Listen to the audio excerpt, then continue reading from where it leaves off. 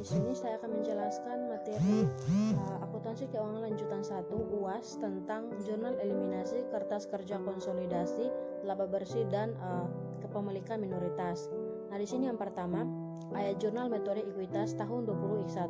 Nah, di sini kasnya sebesar 27 juta di debit dan investasi pada saham PT Anak sebesar 27 juta. Nah, untuk mencatat dividen dari PT Anak yaitu 27 juta didapat dari 30 juta dikali 0,90. Yang berikut investasi pada saham PT Anak sebesar 45 juta di debit, pendapatan dari anak perusahaan sebesar 45 juta di kredit. Nah, 45 juta ini didapat dari 50 juta dikali 0,90. Sehingga biaya perolehannya sebesar 240 juta. Nah, itu didapat dari akrual perolehan yaitu 50 juta dikali 0,9 sebesar 45 juta, sehingga saldo total 31 Desember tahun 2021 sebesar 258 juta. Nah, untuk dividennya sendiri sebesar 30 juta dikali 0,9 sehingga hasilnya adalah 27 juta. Yang berikut kertas kerja konsolidasi tahun 20X1. Nah, di sini kertas kerja konsolidasi yang digunakan untuk penyusunan laporan keuangan konsolidasi tahun 20X1 yaitu pendapatan dari anak perusahaan sebesar 45 juta itu di debit, sedangkan dividen diumumkan sebesar 27 juta dan investasi pada saham PT Anak sebesar 18 juta itu di kredit. Itu untuk mengeliminasi pendapatan dari anak perusahaan.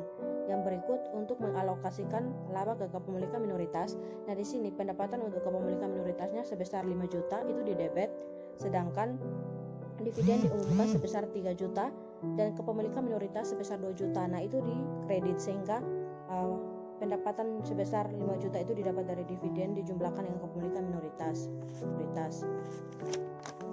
Yang berikut saham biasa PT Anak sebesar 300 juta itu di debit, saldo laba 1 Januari sebesar 100 juta itu di debit. Sedangkan investasi pada saham PT Anak sebesar 240 juta dan kepemilikan minoritas sebesar 160 juta itu di kredit. Nah, itu untuk mengeliminasi saldo investasi. Yang berikut keuntungan penjualan tanah yaitu sebesar 20 juta itu di debit, sedangkan tanah sebesar 20 juta itu di kredit. Itu untuk mengeliminasi keuntungan belum didiferensiasi dari penjualan tanah arus ke bawah. Yang berikut untuk 31 Desember tahun 2001 kertas kerja konsolidasi. Nah, di sini teman-teman dapat lihat pada tampilan. Di sini terdapat pos PT Induk, PT Anak, eliminasi terdiri dari debit kredit dan juga konsolidasi. Nah, di sini penjualannya di PT Induk sebesar 400 juta, PT Anak sebesar 200 juta dan untuk konsolidasinya sebesar 600 juta. Nah, untuk 600 juta ini didapat dari penjumlahan antara penjualan PT Induk dan juga PT Anak. Nah, untuk penjualan dan penjumlahan berikutnya teman-teman bisa lihat pada tampilan. Nah, di sini sehingga kredit pada PT Induk yaitu sebesar 1.695 juta dan kredit pada PT Anak sebesar 840 juta, kredit pada debit sebesar 470 juta dan juga kredit sebesar 470 juta dan total kredit pada konsolidasi yaitu sebesar 2.250 juta.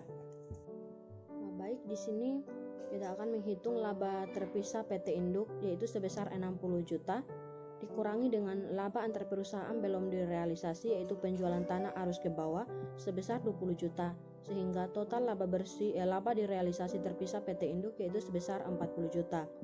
Yang berikut bagian PT Induk atas laba PT Anak.